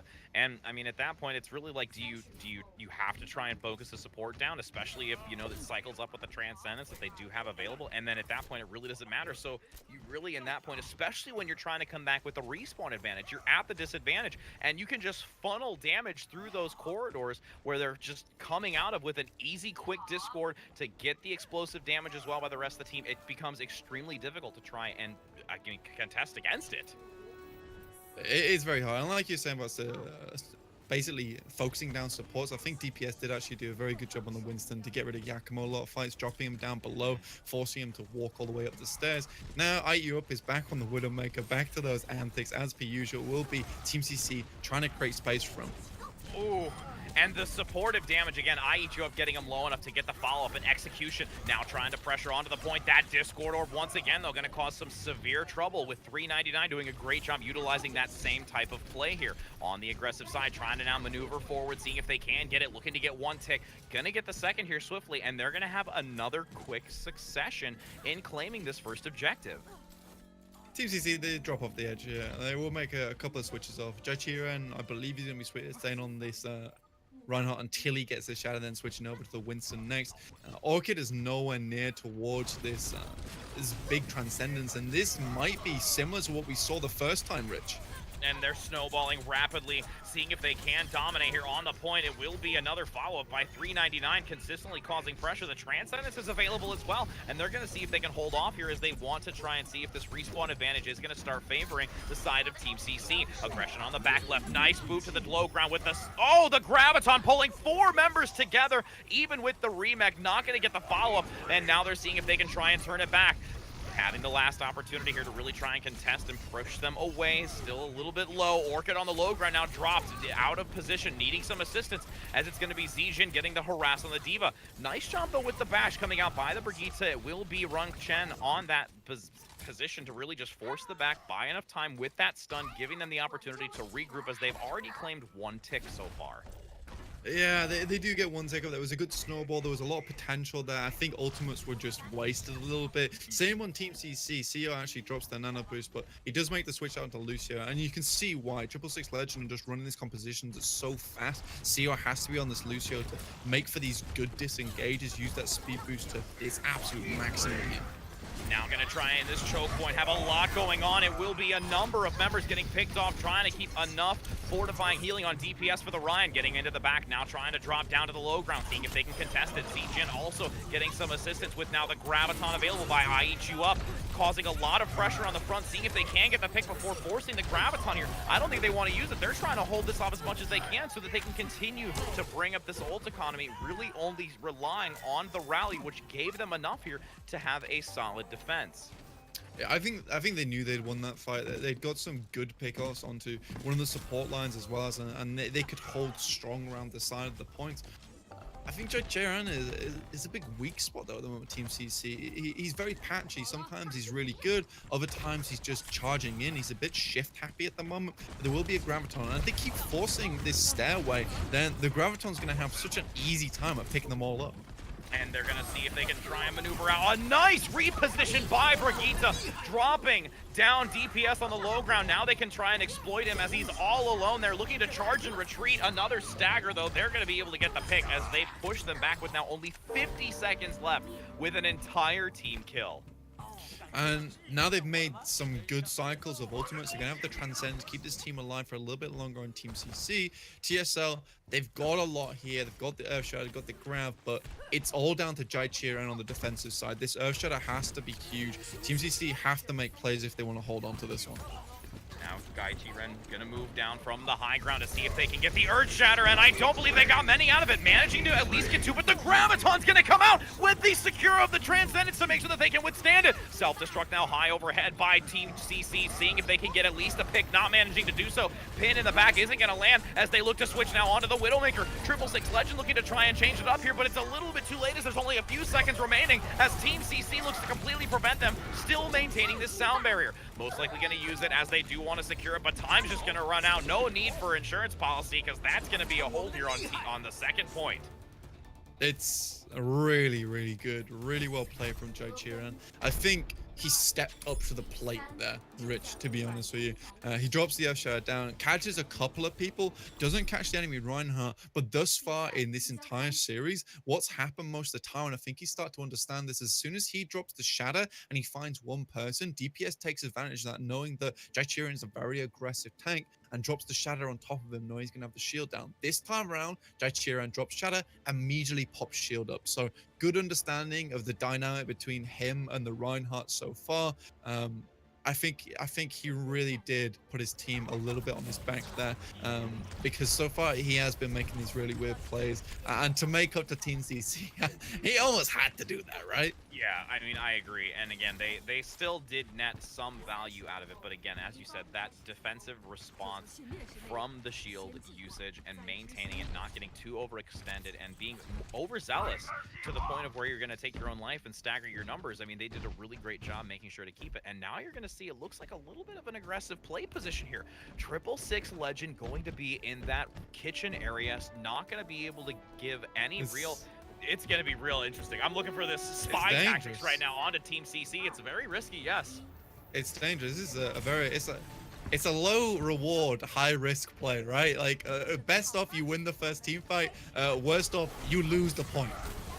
And they're getting a decent engage, though. They're getting... Oh, no, but then they're going to be knocked into the side. 666 Legend getting picked off one by one here by Team CC. The quick notice around the corner by Ryan as Orchid looks to completely destroy with that Discord Orb. The team of 666 Legend, as they are going to have to really go back to the drawing board here and try and reevaluate how they're going to defend on point B. I mean, I called it. I mean, like...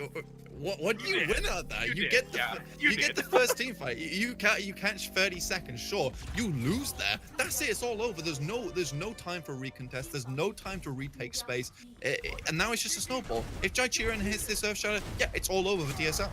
And they're going to lose that ultimate economy generated by Knight as they do Cancelled. get closer. As it's going to be, oh, goodness me, immediately prevented as they're going to try and turn it back around in favor of 666 Legend now.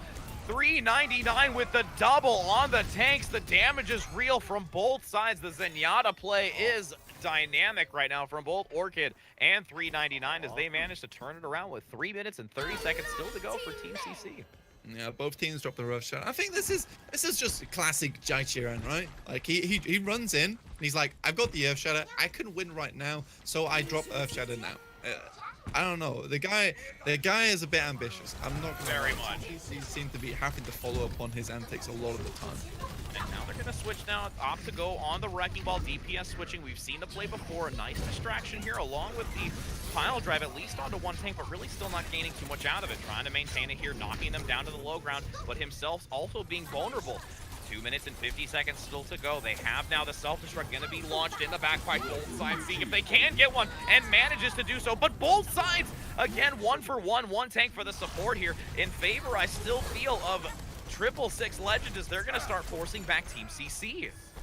Orchid wants to get out as fast as possible. You can see him disengaging. He wants to keep that 100 armor on top. It really enables him to frag out on these points. But TSL keep making switch-ups here. Now they're onto the Mei, knowing that Jaichiran is still on this Reinhardt. It's a very good pick. It means that this slow-moving composition with the Zarya is going to have a very tough time. And as they go through topside, this is perfect for Runcheng. But they spot it out. And But they all make it through. Oh, they do! It's nobody going to be separated. An early pick. Now they're going to get 2. 6 versus 4. 666 Legend at a disadvantage with the only Reinhardt Earthshatter with the Graviton coming up shortly, wanting to pick them into the corner, looking to use the Earthshatter just around, just before they get into the healing zone. Manages to get 2. Both supports going to be picked off. Now having that Wrecking Ball, trying to use the minefield to survive through it, as the shield's going to get rid of these very quickly so that they can't survive. Graviton now trying to secure it as they still continue to have only one member. It's going to be the Reaper Raid form with the Wrecking Ball continuing to get back on and harass to hopefully get that respawn advantage favor. Almost about to gain 1 take, 1 minute and 30 seconds still to go. Harassing once again, DPS doing a great job with maneuverability to try and give as much opportunity to 666 Legend to keep in this fight. Still harassing Transcendence, now going to come out by Orchid to sustain this point, keeping the team alive as it will be. Oh no, Umbra getting so low here on the Diva, gonna get cleared off, not gonna be able to do so, and that is going to be Team CC claiming victory on Hanamura. Team CC, they do a great job. Jaichiran, he stepped up towards the end. Yeah, sure. He got the Earthshadow down onto the supports. They were just shy of getting towards the healing zone. Obviously, that just blocks him from getting a third. But he's like, "Get back here!" And drops down the Earthshadow on him. It's not bad. It's not bad. I enjoy it. I enjoy it. I do think that Jaichiran is probably the link that I don't know. He like sometimes he pops off, and other times it's like, what are you doing? I mean, it really. Why are you pressing shift? I mean, it's really almost kind of like the play that you saw 666 Legend have, where it's like kind of like the high risk, high reward, but that one was more of a low risk, kind of like, or high risk, low reward. But I mean, you do see it. You see the Reinhardt play be so aggressive, and of course you have to be when you have the assistance by your supports and just the overall composition. But there are a lot of very risky plays that, if done, I think, a little bit more effectively on 666 Legend, they would have been able to capitalize on that, allowing them to net more from that just aggressive play style. It's just extremely overzealous coming out by JQ Ren. Yeah, and I mean, we thinking back, there was a lot of moments where when TSL were running this Winston composition, they just had not much idea of how to play it. They were just tossing the Winston in with a bubble on top of him and just hoping for the best. Like, go Winston, I choose you, and then he drops out the ball, and then that's it. He gets captured pretty much immediately by Team CC. Not the best of Pokemon trainers on TSL in that case, but what can you do, right? I think Team CC have been playing well to an extent. They've just had some strange moments. I think I Eat You Up is definitely a standout player here, though. When this guy turns on, he really turns on. The Widow play was pretty amazing. Yeah, I hope we get to see. Yeah, I really do hope we get to see more of it going into this last one, since it is going to be an escort map. But before we get that underway, we will go ahead to a brief break just so we can take those few moments as we do get that last map underway very, very soon.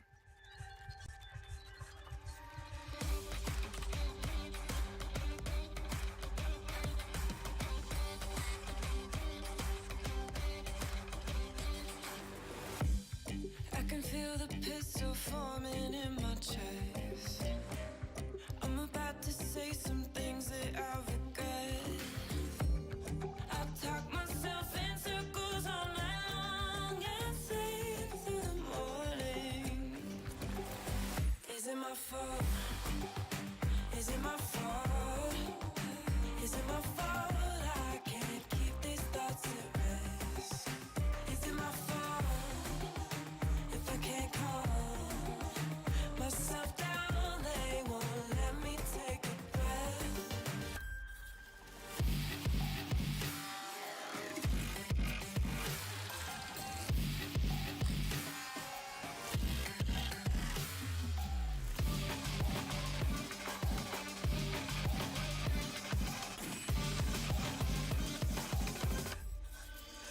Is it my fault?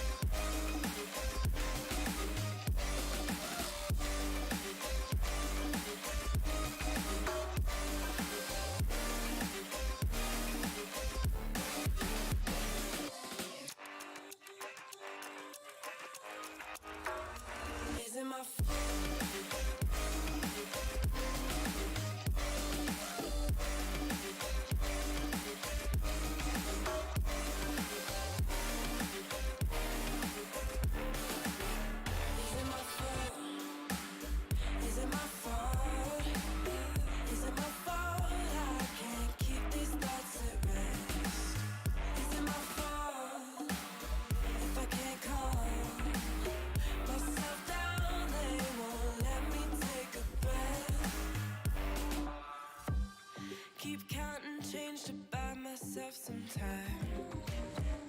To sort through my neoplastic mind. If I run away and change my name, then maybe I'll find a new perspective in time. Is it my fault? Is it my fault? Is it my fault I can't keep these thoughts at rest? Is it my fault if I can't calm myself down? They won't let me take a breath.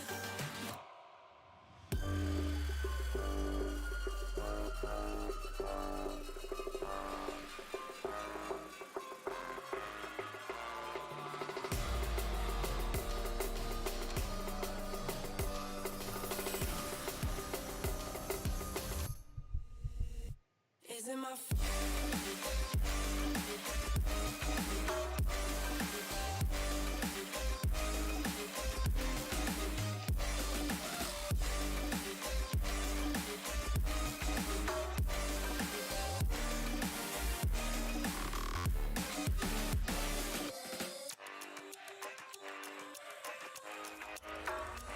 Is it my fault?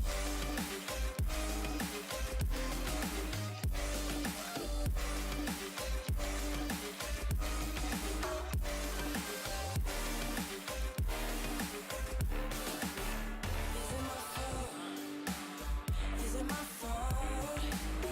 Is it my fault I can't keep these thoughts at rest?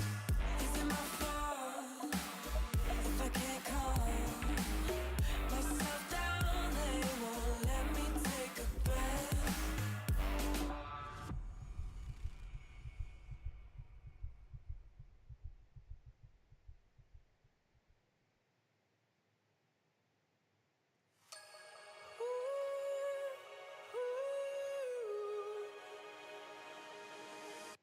I felt like running through the pouring rain. I felt like letting go of my mind. I felt it coming with no ground to brace. I think I just might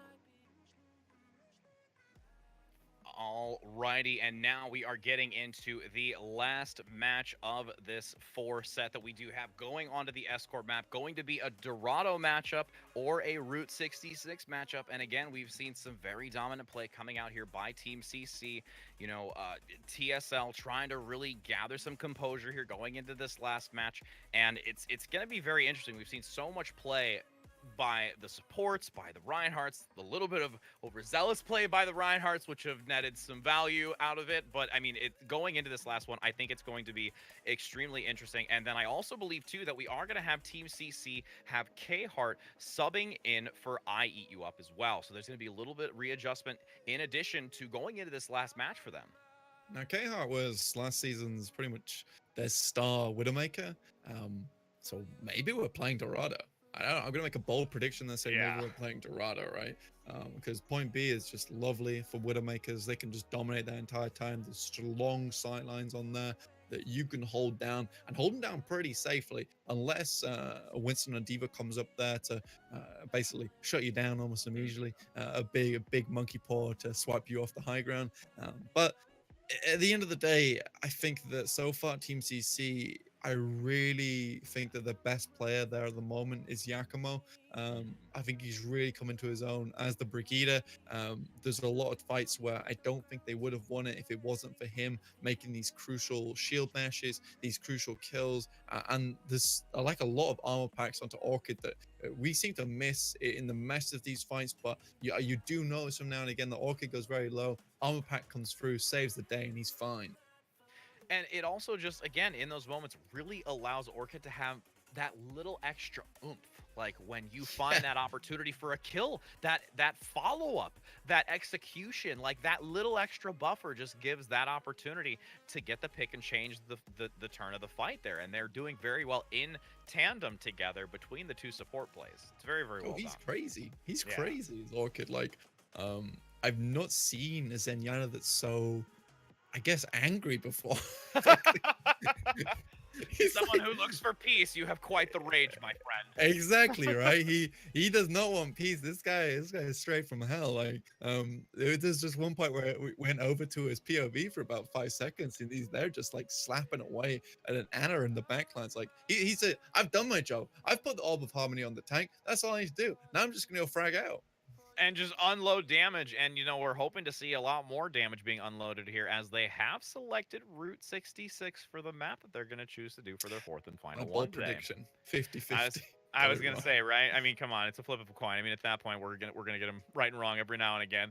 But you know, as you said about the alternative, I think Route 66 still has a lot of options. There's some major sightlines if they do opt to go onto that hit scan. Again, they could utilize that, Diva Winston composition to really contest against it. But it'll be interesting to see if we might potentially have a Bastion play again. Don't know if that'll be something that we see.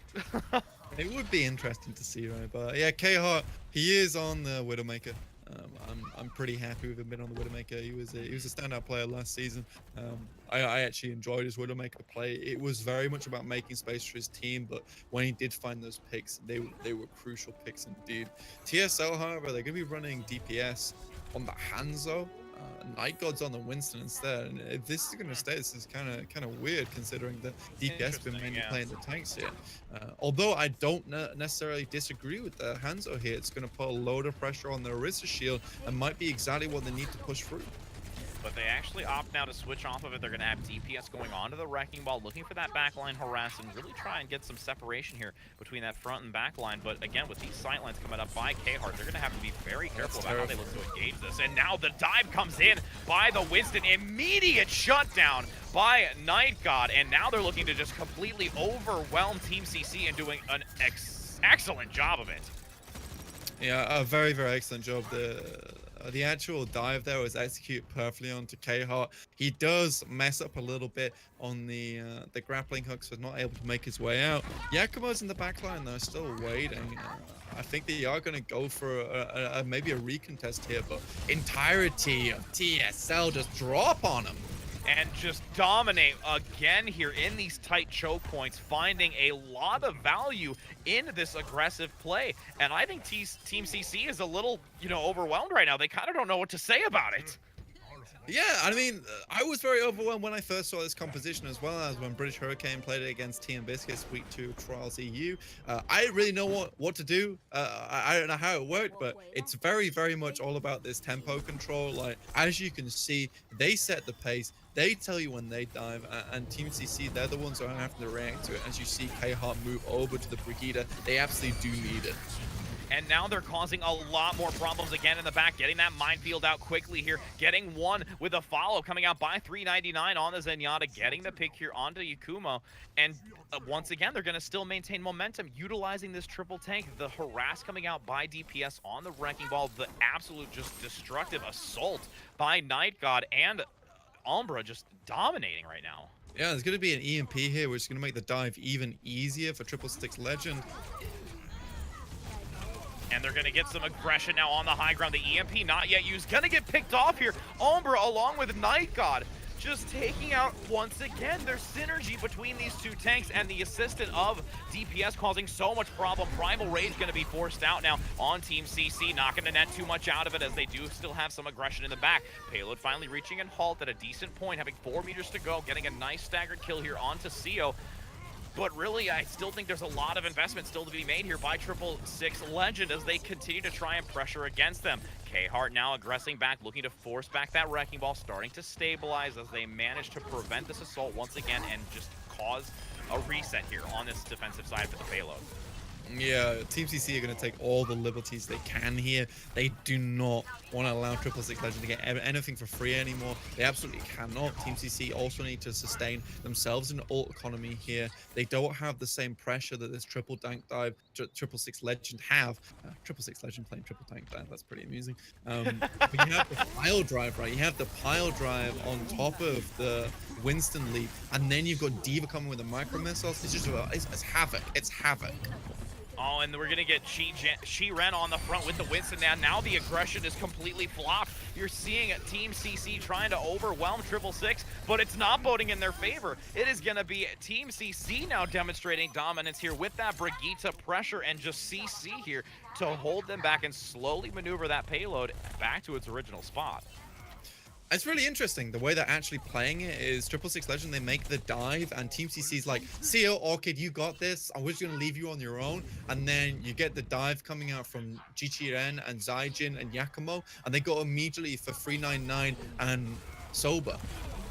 And getting an EMP in the back, managing to land it onto a few members of 666 here. And you see it again. They can't get the follow-up, and you're going to now have the sound barrier available. But again, they really don't need to worry about anything else. They gained enough value out of that EMP and just continue to force them back.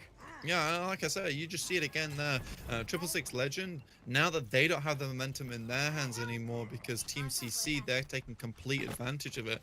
Basically, they're saying, like, we set the momentum now. You don't set that. We're going to go strong into your supports, and you're going to have to respond to us. It does not give time for DPS to set up a good pile drive. It does not give time for Runchang to set himself for a good EMP, but this is where it matters.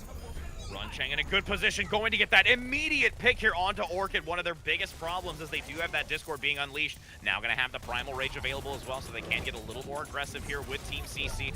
Getting that negated aggression here, preventing it. Self-destruct going to come out, but again, not really gaining anything. But Sio with the double! Oh my goodness, and still causing a lot of pressure. 1 minute and 33 seconds, and that's another tuck, tail, and run moment here for the remaining members of 666, all alone with Umbra in full retreat. He's going to go grab Yakumo, KH actually, and bring him back to the point as fast as possible. TSL, however, they're going to have the Primal Rage. Now, this is the big one. We'll be able to do a lot of displacements onto the side of Team CC. It'll be up to Yakumo to find this EMP early so he can shut that down before it begins. There will be a sound barrier enabled to be shut down by the EMP as well as. Runchang getting a nice hack in the back. Now going to have the self-destruct on the high ground. Not going to gain anything out of it, unfortunately, as it's going to be DPS along with... Oh, and that's going to be a huge turnaround. The minefield's going to come out, but so many have already been picked off. 6 versus 3 in favor of Team CC with now only 45 seconds to go. And this will be, after this encounter comes to an end, will be the last opportunity here for 666 Legend to really come back and turn this around.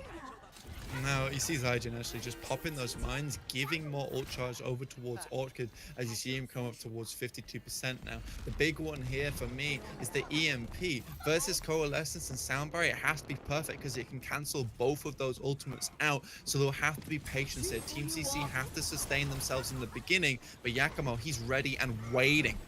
And we're going to see 399 lead with the Coalescence right now, switching onto that support. But the EMP going to shut it down. Not going to be able to have it. 7 seconds still remaining, needing to try to transition back to that payload, as this is going to be the last chance for them to keep it into the overtime to maneuver this payload forward to stay in this map. Do manage to get onto it in time. K-Heart trying to aggress in the back onto 399 with that Moira managing to get it. Now it's going to be Runchang getting so overwhelmed, barely surviving with the translocate as the overtime starts to tick away. Night God getting great pressure with the Primal Rage again, looking to try and prevent them from getting onto this point. Team CC doing a great job, though, harassing and preventing them from maintaining this position. Reinhardt play now coming out by DPS, not going to gain that Earth Shatter in time as he will be picked off. Now going to have the self-destruct humming high overhead, trying to get one. Not going to get any, and nobody there to keep it in overtime any longer. I think that comes directly down to Soba. I think his sound barrier literally hit just one person, and he was holding off on using that for so long because he knew Yakumo had the EMP available and ready for him. And I think at some point you've just got to drop it, because otherwise they're just going to win solely off of just isolating the Reinhardt, getting him caught in a corner, and then just bursting him down. There was no sound barrier to be in sight, and when it finally came out, it hit one target, and the rest of his team were already down. They invested 2 support ultimates there, one early to try and force out the EMP, and the second was lackluster. 666 Legend just aren't playing the support line correctly at the moment. And I mean, even further, like you were saying, holding off on it so much, but the reality was is even if the EMP was going to come off, if you had at least a couple seconds worth of defensive support and armor, that still would have netted something to the cause. Like, I feel instead of just being able to only use it on 1 to potentially 2 targets versus the entire team for a few potential seconds worth of damage absorption would have been so much more pivotal on that. I mean, again, it may not have allowed them to maintain much longer, but it still would have at least given them a little bit more opportunity. Yeah, Now, we do see Team CC. They've been pretty dominant this entire series. And last season, they had a little bit more of a harder time, but they are shaking themselves up to be definitely the Shanghai Academy team. They don't want to go quietly into this season, not at all. And 666 Legend just had a very tough time against them. Looking at the composition here, you're gonna see an interesting composition here, using that Roadhog on 666 Legend. Haven't seen it until just now, using that composition now with the Moira Lucio and the quad tank composition, trying to aggress here onto the point, getting some early damage in the back. DPS trying to harass against that back line of Team CC, and just doing a great job at trying to isolate them back. An early pick here on to that Winston for Team CC, having the numbers advantage 6 versus 5 right now, and they're going to look to try and change up the comp here on Team CC. No, we're just guys saying the slambulance of old. I'm confused why we are seeing it again. I guess the Roadhog has been changed a bit, so they can play around a little bit with it. But Zygen, he's looking for this Zarya as she drops down. Seeing if they can get the early pick. Payload now slowly starting to move, but they do get a nice early kill here. Will be DPS landing the pin onto the Rhine, getting him out of the fight, as they still have 3 minutes to go here on this payload. So there's a lot of time. A nice pick as well coming into Zygen, getting the pick. A hook gonna try and force them back as well. One pick after another, as this quad tank combination is working very well in conjunction with the Moira Lucio. Team CC just aren't making any switch ups. Why? You just go over to a Hanzo, go over to a Pharah here. They can't combat that. But so far, Team CC are just very insistent on playing this tank composition. A massive Earth Shatter. Oh, and that's going to be 4 members, as they are going to overwhelm this backline, pinning and shoving them into this doorway. And I agree with you. They need to make some swaps. This is them trying to commit too much here. They have to switch onto something to try and shred through these high health valued characters that they have on this quad tank. Shadow is available here as they push the team back. Out comes the Diva Bomb up top, does find DPS, so there's now no shield to block off against this Earth Shatter, so you can just freely drop it down, but so far, just swinging away. And they try to maintain more momentum. It is going to be Umbra getting D-Max, so this might be the momentum they need. Both supports going down. I'm curious to see if they're going to maintain this, because it did seem to isolate them very effectively before they can come out of their point. But now that they've started to gain some momentum, looking to turn the corner, reaching this checkpoint, if they're going to opt to switch, but it doesn't seem to, they're going to want to stick on this and see if they can dominate them on this defensive hold. Yeah, I know. They're pretty confident with it. BK with the Graviton available. There's not all that much healing if you think about it, but Night God drops his down first.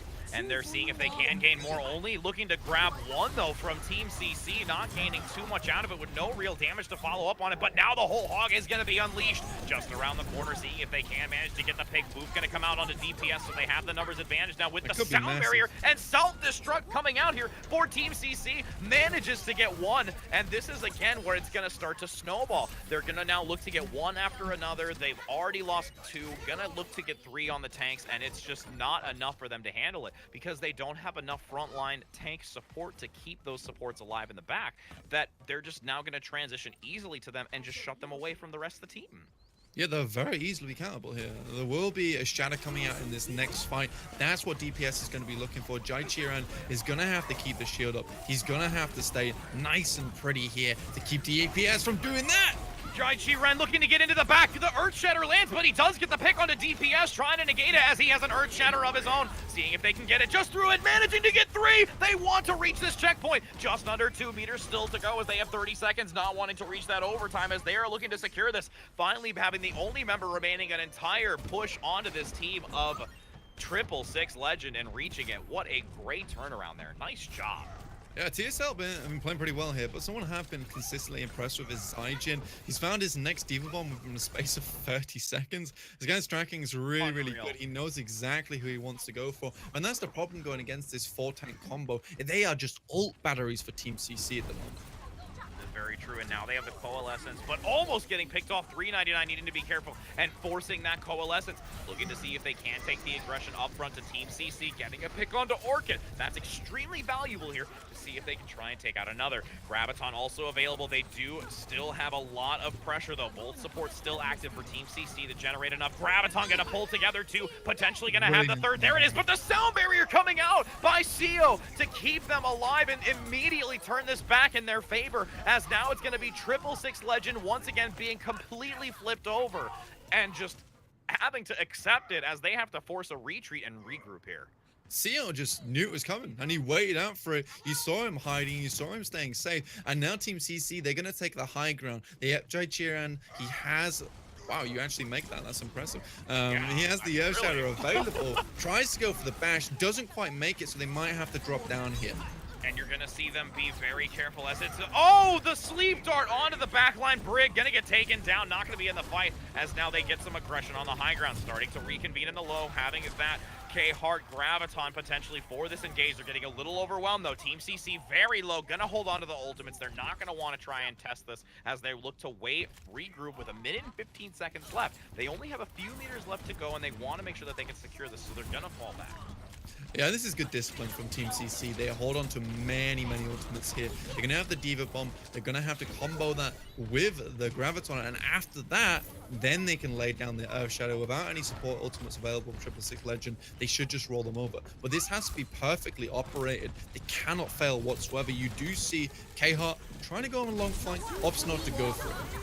Nano boost now onto the front to see if they can get the follow-up damage, as it will be. The Coalescence activated as well. Now gonna have the Earth Shatter around the corner. Here comes the snowball of ultimates, wanting to try and prevent that Coalescence from doing any more assistance for 666 Legend, as they are dominating in these last few seconds. 30 seconds to go, reaching that golden square of victory, as Team CC is gonna claim victory on Route 66.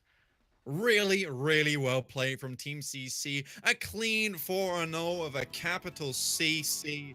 These guys are doing real good so far. I'm very happy with what I'm seeing. There are a couple of moments where they can bring it up. TSL look decently good as well as, but just were no match for Team CC in this situation. They've definitely demonstrated their ability of dominance, and also, to be honest, their ability to adapt. Like, they really were able to adjust their composition. And the other thing too is they were able to, I feel, utilize their substitutes in this action. They were able to cycle in a few members that they needed on those specific maps. If they felt that they needed to change it up, they were willing to make that alteration and not completely just say, you know what, we're going to keep them on the side. We're not going to choose to do this. We're just going to be stonewalled into what we want. And because they have that versatility in not only their hero selection pool, but also in their player base, I think that's a major benefit to them that we just saw today. Yeah, I mean, you could also argue that Team CC, they have been a bit stubborn at times, where there's a situation where you play against the South Ambulance. There's not really any reason not to pull out the Farah there with the Mercy on top of it. True. But then again, if they're happy just to tank it out, just tank that ambulance and go on through with it, and that's absolutely fine. I'm cool with seeing 7 tanks in one game, right?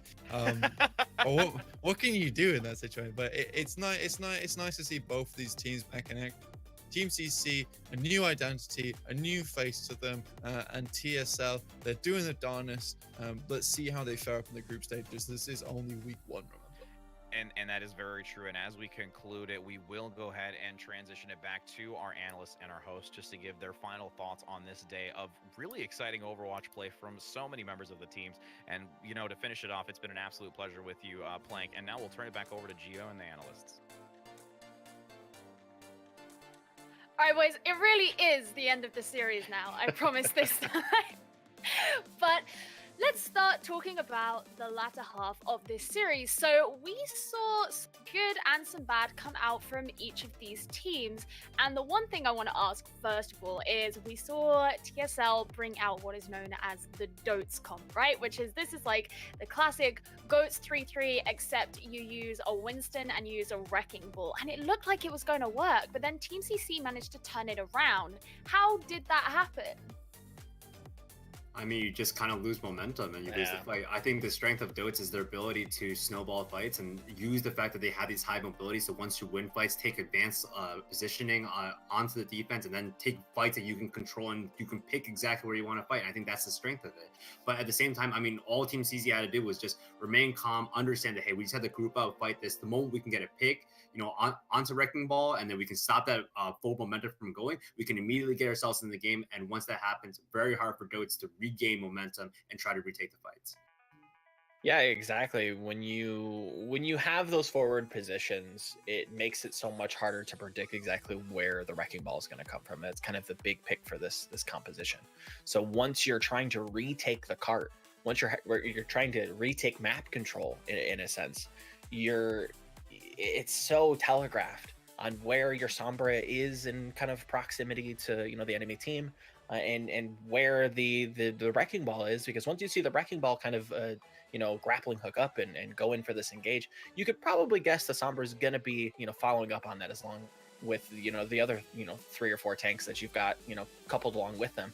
So it again, it's a snowball composition. It does really well when it's going really well, and then when it kind of hits a wall, it's time to swap.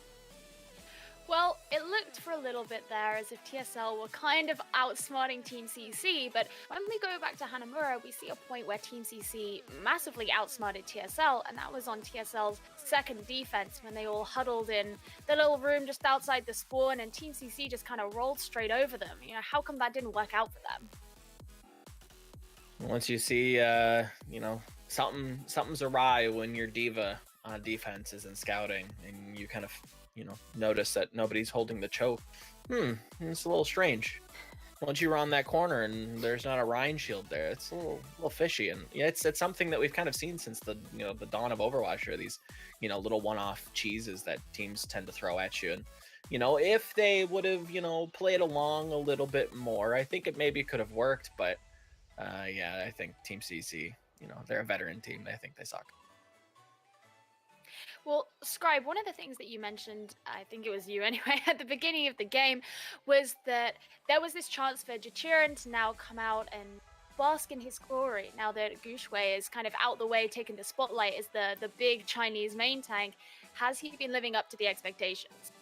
I'm actually going to say not really, because I feel like as much as Jichirin has been, a strong tank threat, I feel like he sometimes plays a little too aggressive. I feel he's not really, he's thinking more about how can I make an immediate impact rather than like, okay, let's think about the next fight. How do I go and win this fight? So we saw so many Earth Shatters that came out, so many kind of like weird moves where he wouldn't kill like targets that he had almost dead to rights, and he kind of like switched targets. A lot of his weird, like I'm not sure he's even flaunting or like or taunting at that point. Like 180 shatters are only so good if you can hit targets, But I think this, if anything, is just a coming out party. I mean, at the end of the day, Team CC is pretty happy. Still got that 4-0 result. So regardless of any of their tank play whatsoever, they still are very happy with the result. I think they have a lot they can take away from this. I think TSL definitely pressured them in ways that they were not necessarily expecting. They were probably always expecting to play this tank composition and try to match up tank v tank. But when they saw this, like these curveballs coming in, they weren't necessarily ready, but I'm glad they were able to remain on their feet. I want to take a deeper look at this next week when they have hopefully more challenging opponents coming up.